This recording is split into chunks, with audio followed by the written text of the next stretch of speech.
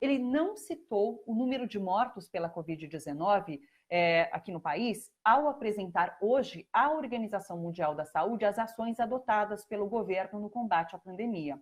Pazuello se referiu apenas ao total de casos e destacou o número de pessoas recuperadas. Essas informações são do colunista do portal UOL na Europa, Jamil Chad. A fala, inclusive, de Pazuello foi essa daqui, olha, presta atenção. Até o final do dia de ontem, o Brasil contabilizava 2,3 milhões de casos recuperados da Covid-19. Estamos entre os líderes mundiais em pacientes recuperados, o que evidencia o acerto das ações do governo. Essas são as palavras de Pazuello em apresentação à OMS. Inclusive, pelos dados da própria OMS, o Brasil é o segundo país com mais números de mortes pela Covid-19 no mundo. Bom, sobre a pandemia, sobre essas novas descobertas que eu comentei agora sim a gente conversa com a médica sanitarista, pesquisadora Karina Calife, ela que é professora da Faculdade de Medicina da Santa Casa de São Paulo e especialista em construção de evidências científicas. Olá, doutora Karina, sempre um prazer te receber. Tudo bom por aí? Tudo bem, Thalita, obrigada, é um prazer estar aqui com vocês também. Agradeço o convite mais uma vez, agradeço a quem está nos escutando e um abraço para o querido Paulo Teixeira também. Um prazer ter escutado ele antes aqui. Retribuindo o carinho dele com você, né? Vamos lá, a doutora Karina está sempre nos ajudando a entender o coronavírus e sei que até para pesquisadores é tudo muito novo, né?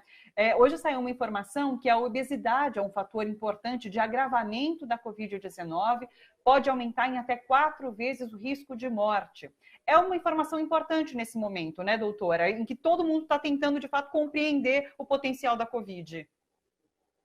Sim, é muito importante, Thalita. Tem várias questões, isso já é uma coisa que temos evidências, várias pesquisas têm demonstrado isso, e mesmo assim, a obesidade traz várias comorbidades junto com elas normalmente, né? Então, os obesos têm normalmente mais hipertensão, mais diabetes e tal.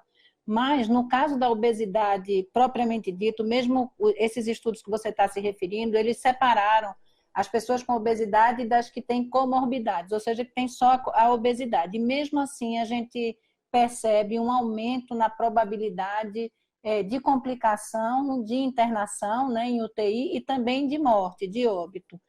Inclusive, tem uma questão que está sendo olhada com muito cuidado, estudada, porque quando a questão é a obesidade, a gente tem muitas vezes pessoas jovens que complicam e que falecem. Tem toda uma questão fisiológica, fisiopatológica das proteínas, né, como que entram no corpo, como se a pessoa que é obesa ela tem uma certa inflamação corporal, vamos dizer assim. E a Covid-19 ela tem se demonstrado como uma doença que, além de entrar pelas vias aéreas, ela é uma doença inflamatória. Então, a resposta imune fica mais difícil, além de uma questão mais mecânica, de serem pessoas que precisam, no caso da gravidade, muitas vezes precisar de intubação, fazer aquilo que o pessoal está chamando de uma posição pronada, então tem toda uma complicação. A gente sabe disso, então muita atenção também a como que a gente se alimenta na pandemia, né? Porque como tudo está mais difícil, acho que tem várias questões e para a gente se proteger ainda mais, colocando então no grupo de risco as pessoas com obesidade, mesmo que elas não tenham outras comorbidades. A partir dessa comprovação, é isso que você coloca agora, essas pessoas passam a fazer parte de grupo de risco. Então, de repente, se está no momento de voltar à empresa, ela pode fazer esse questionamento de que é preferível permanecer em casa, por exemplo. Então, ela faz parte, a partir de agora, do grupo de risco. Sim, faz parte do grupo de risco, mesmo que seja obesidade sem outras comorbidades. E também tem uma questão importante que tem se demonstrado que isso acontece, é pior em homens e em homens jovens. Ou seja, a obesidade passa a ser um fator de risco ainda mais importante, não só nas pessoas mais idosas, né? Mas a obesidade também em pessoas jovens e especialmente em pessoas do sexo masculino. Importante. Uma outra notícia, doutora, que a gente deu agora no começo, inclusive, do programa, é sobre essa descoberta de cientistas brasileiros em relação a anticorpos produzidos, desenvolvidos pelos cavalos. A partir dessa informação, o que pode ser feito? É caminhar para a produção de uma vacina também? Qual é o impacto de uma descoberta como essa? Veja, Thalita, para várias doenças que a gente já tem, são utilizados os soros, né? Isso é uma outra tecnologia, um pouco diferente da tecnologia das vacinas, é utilizada, por exemplo, na raiva, no tétano, em picada de cobra. O soro ele vai agir ampliando a potência e a possibilidade de resposta imunológica, né? Ainda é algo muito incipiente, vamos dizer assim, não incipiente, mas muito inicial, ainda precisa ter muitas fases de produção, de discussão, mas são instituições muito sérias que estão estudando isso e a gente já tem outras formas. Então, é diferente da vacina. A vacina, a gente tem vacinas bem adiantadas, né? A gente tem aí a vacina de Oxford, que tem uma parceria importante com a Universidade Federal de São Paulo, com a Unifesp. Temos também a Sinicov, que é essa outra que tem uma parceria importante com o Instituto Butantan, ou seja, o Brasil tem uma possibilidade muito grande de ter ofertas para o tratamento e para o cuidado. Então, é como se o plasma ele servisse mais no tratamento, não se sabe exatamente ainda em que quantidade, em que momento da doença ele seria mais interessante, mas o pessoal está trabalhando também com essa questão da construção da patente, né? De que a patente seja uma patente brasileira.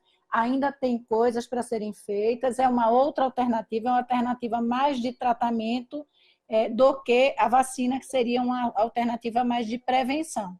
E eu acho que é isso, né? Não sei se tem mais alguma dúvida em relação. Eu quero, na verdade, aproveitar o embalo dessa discussão para falar sobre a vacina da Rússia. A gente discutiu bastante a vacina da Rússia aqui nesses últimos dias, mas de um ponto de vista da geopolítica. Agora, eu queria uma visão de um especialista na área da saúde. Como que você viu esse anúncio? Dá para acreditar no potencial dessa vacina? Conta para gente.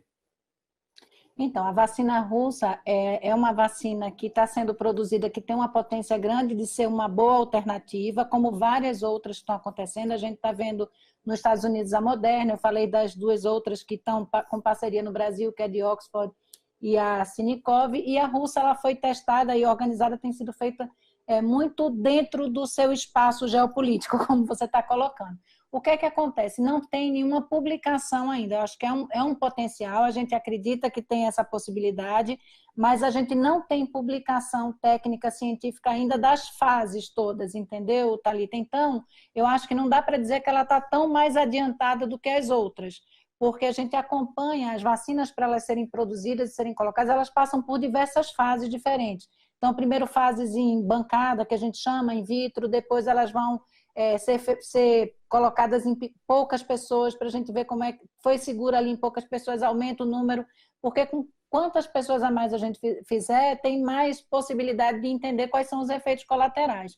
Então, assim, é uma potência, é uma possibilidade importante, mas eu não acredito que tenha nada muito antes dessas outras vacinas, porque as fases técnicas e científicas elas têm que ser seguidas por uma questão de segurança. Aquilo que a gente faz para prevenir não pode ser pior do que o risco de exposição à doença, né?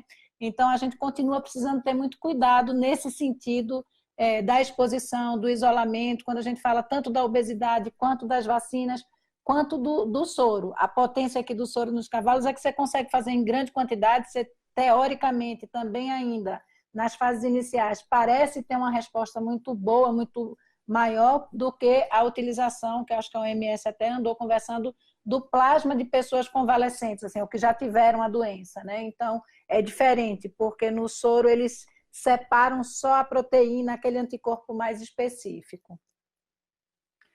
Imunidade de rebanho. Essa semana a gente voltou a ouvir falar sobre esse termo por conta da cidade de São Paulo, que talvez estivesse atingindo um patamar em que haveria essa imunidade de rebanho. Assim, para quem não conhece esse termo, inclusive, eu peço para que você comece explicando para a gente do que se trata e fale um pouquinho sobre essa situação de São Paulo, doutora.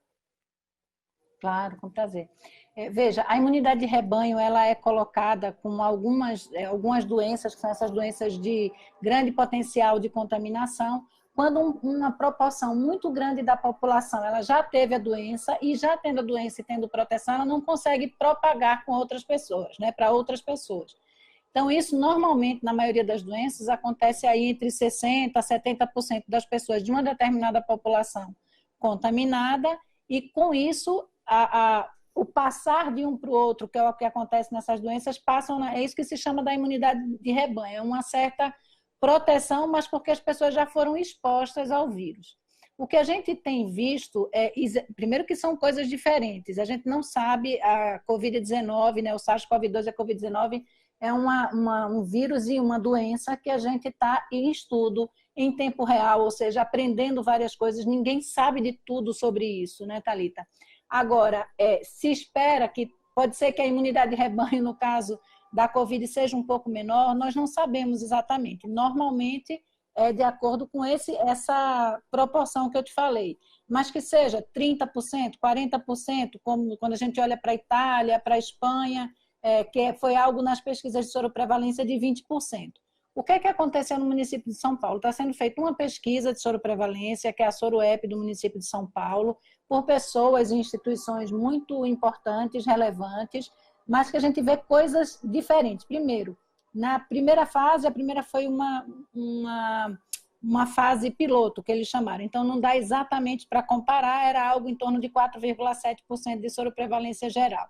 Na segunda fase, foi algo em torno, com o mesmo teste, 11,4%, e na terceira, que foi agora, acabou em 29 e 30 de junho, algo em torno de 11,5%. Do ponto de vista de intervalo de confiança, que é o que a gente faz a comparação, não houve mudança significativa em relação ao percentual de contaminação. O que aconteceu e que aí é diferente é que se inclui um novo teste, um teste mais sensível. Essa é uma coisa, talvez, a ser considerada quando vai se fazer esses estudos de soroprevalência. Eles estão fazendo com que é eletroquimiluminescência, que é mais sensível ainda, e dá algo em torno de 17,8%. Veja, que a gente considere isso, quase 18%, ainda temos 80% de pessoas suscetíveis. É muita gente ainda, e o isolamento que eu digo, o distanciamento social, o cuidado, a proteção dos grupos de risco, como você falou, o uso de máscaras, que a gente tem muita evidência de que faz diferença do ponto de vista tanto da contaminação quanto da intensidade da contaminação, né, continuam sendo muito importantes. Mas a última coisa que eu vou falar desse estudo que me chamou a atenção, quando você vê como é que estão distribuídas as pessoas soroprevalentes, você olha para os distritos mais ricos, é algo em torno, dependendo do teste, se é com teste novo ou com antigo, entre 6,8% e 9,4%, aproximadamente isso. Quando isso vai para o intermediário, vai de 11,5%, 12,5%, 18,5%, desculpa, 12,5%, 15,5%, e quando você vai para os mais pobres, é que você chega para 13,5% e quase 18%. Ou seja, as pessoas que estão com a condição de maior vulnerabilidade, que precisam sair para ter o dinheiro, para trabalhar, que não tem emprego formal, são as pessoas que têm mais exposição e muitas vezes mais dificuldade de acesso ao cuidado. Então, é para a gente se preocupar também com essa construção e essa discussão econômica que vocês estavam fazendo aqui um pouquinho antes. Ou seja, um Estado tem que garantir a saúde, o direito à alimentação e tudo mais da sua população. Porque, de um ponto de vista político, quando o governo deixa de ter medidas efetivas para o combate da Covid, ele aposta nessa imunidade de rebanho. Isso é muito cruel, porque muita gente morre para que seja criada essa imunidade de rebanho, né? É absurdo. Esses dias eu estava ouvindo a discussão com o Pedro Halal, que é a pessoa que tem acompanhado a EpiCovid. Você sabe que eu sou pesquisadora do EpiCobs, que é uma pesquisa também de soroprevalência na Baixada Santista, em Franco da Rocha, e agora eu estou apoiando a Atibaia. Então, isso é uma coisa cruel, porque você está dizendo para as pessoas, quando é uma doença que não tem uma alta letalidade, que é uma coisa mais simples, isso é diferente. Mas quando você tem uma doença como essa, que a gente não sabe como as pessoas vão reagir, que tem uma alta taxa, veja, a gente está há quase 70 dias com mais de 1.000 mortes por dia no Brasil.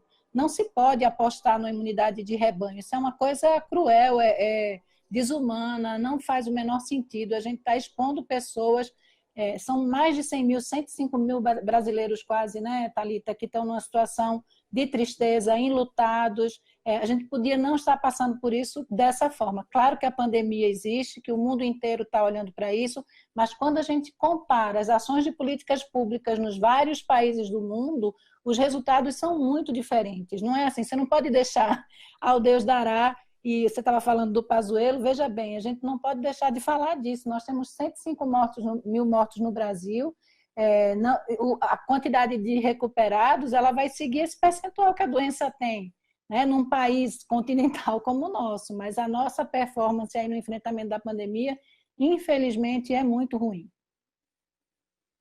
Vamos prestar um outro serviço aqui em relação a essa notícia que a gente também deu na abertura do programa sobre a China ter descoberto o novo coronavírus, ter achado, na verdade, o novo coronavírus no frango congelado que veio aqui do Brasil. E eu vi que tem muita gente nas redes publicando que está com medo, inclusive, de comer o frango. O coronavírus passa de alguma forma pelo alimento, você ingerindo o alimento, doutora? Veja bem, Thalita, em todos os estudos não tem nenhuma comprovação de contaminação por alimentos. Porém, se você vai pegar qualquer coisa que tenha sido manuseada por outra pessoa contaminada, então por isso que a gente dá a sugestão de que se lave as mãos antes de se alimentar. Normalmente a comida aquecida, ela é um fator de proteção. Então, várias coisas, mas não há evidências ao contrário, né? Não tem nenhuma informação sobre se passar a doença pelo alimento, isso não tem. O que tem é pela contaminação e manipulação. Então, se você vai comer um alimento cru, se você pega numa determinada superfície que tem há pouco tempo sido contactado por outra pessoa, aí sim. Então, cozinhar as coisas, né? Fazer os cuidados em alta temperatura e principalmente antes de comer, lavar as mãos. Isso é muito importante. Às vezes você faz, manipula, organiza tudo, antes de sentar e comer, vai lá, lava a mão novamente por pelo menos 20 segundos, né? Com água e sabão, e aí a gente tá protegido, né? Você falou sobre essa alta temperatura que destrói, de fato, o vírus. No caso de ser congelado, temperaturas baixas também criam algum tipo de resistência ao vírus? Thalita, isso não é, pelo menos eu desconheço, assim, para te falar como é que acontece dessa forma, mas a princípio não. O congelamento especificamente não te deixa livre dessas possibilidades, não só desse vírus, mas de outros, né? O aquecimento é diferente. E como eu te falei, tem outras doenças que elas se passam por alimentos, que tem confirmado isso, sei lá, uma salmonelose, né? São algumas bactérias que passam pelo alimento. No coronavírus, até aqui, a gente não tem nenhuma evidência de que isso aconteça por via alimentar.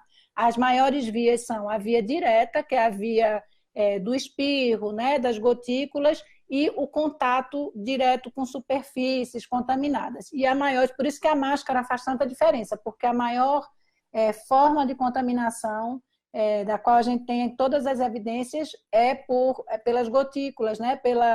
Pelo pessoa a pessoa, vamos dizer assim. Por isso que alguns profissionais de saúde, inclusive, têm umas formas, às vezes, mais graves, porque você passa uma quantidade maior de vírus. Então, a questão da quantidade também tem sido demonstrada que é algo importante, né? Então, a máscara vai proteger um pouco mais. Deixa eu te fazer só uma última pergunta, inclusive é um ponto bastante importante que saiu na notícia. O Tribunal de Contas da União deu um prazo de 15 dias para o governo mostrar um plano de vacinação, que mostre como vai ser a produção, a distribuição e a vacinação, porque a gente tem falado tanto sobre essas vacinas, inclusive São Paulo anunciou que parece até o final do ano, inclusive vai ter essa vacina disponível, mas é muito importante a gente pensar em como essa vacina vai ser distribuída, né? Se vai ser pelo SUS, e o SUS como que vai fazer isso, então é importante que o governo mostre esse plano de fato, né, doutora? Perfeito, Thalita, isso é muito importante e tem uma questão, inclusive, que é da tecnologia, ou seja, que a gente tenha a possibilidade de não só trazer a vacina para cá, ou seja, não é à toa que nós estamos sendo o espaço de experimento por conta da grande quantidade de casos e pelo vírus estar circulando, por isso que faz sentido a vacina estar sendo testada em grande parte aqui no Brasil, né, essas duas, mas o governo precisa pensar como é que vai ser a produção, se vai ter a tecnologia, porque, veja, se a gente tem essa transferência tecnológica para a gente, o que é que acontece? A gente tem muita potência, tanto no Biomanguinhos, pela Fiocruz, quanto no Instituto Butantan. Então, o Brasil tem uma potência muito grande para isso, mas é bem importante que a gente faça essa transferência de tecnologia e que se pense, porque, veja, vamos dizer que acabaram todas as fases, até o final do ano a gente consegue, mas tem todo o pedaço de produção que tem custo, quais são os laboratórios que vão fazer isso, de que forma que isso vai ser distribuído, por isso que a forma da vacina faz diferença também, uma vacina que precisa, como a Moderna, precisar ser congelada ou estar resfriada, como é que faz para chegar nas comunidades ribeirinhas, ou seja, Uma coisa é a vacina estar produzida e pensar, não, tá adequada, mas como é que a gente faz a distribuição disso no Brasil para a gente garantir igualdade, equidade, ou seja, que chegue a todas as pessoas que precisem e não estejam centralizadas em algum lugar. Então, acho que isso é bem importante, esse plano do governo tem que fazer, além de saber que algo em torno de 30% dos recursos que foram pensados e guardados para o enfrentamento da pandemia que foram utilizados. Acho que o Paulo Teixeira estava falando da importância do SUS, a gente tem desde a emenda constitucional 95 uma diminuição muito grande dos recursos para o SUS. Com a pandemia, o que é que a gente está vendo? Todos nós dependemos do SUS, porque é a partir do SUS que nós vamos ter a produção da vacina, a distribuição e aplicação dessa vacina, os estudos de soroprevalência, enfim, a gente precisa garantir, aproveitar esse momento para estarmos juntos na defesa do SUS como um patrimônio nosso, né? Um patrimônio dos brasileiros. Doutora Carina Calife, muito agradecida pela participação mais uma vez, nos ajudando a entender detalhes dessa pandemia do coronavírus, viu? Muito obrigada. Inclusive, a doutora Carina, que volta no Brasil TVT no domingo, né? Então, quem quiser acompanhar mais uma vez a doutora Carina, fica ligado também no domingo no Brasil TVT às 6 horas da tarde. Carina, um beijo grande para você e uma boa tarde. Beijo, Thalita, obrigada e parabéns pelo trabalho. Até a próxima.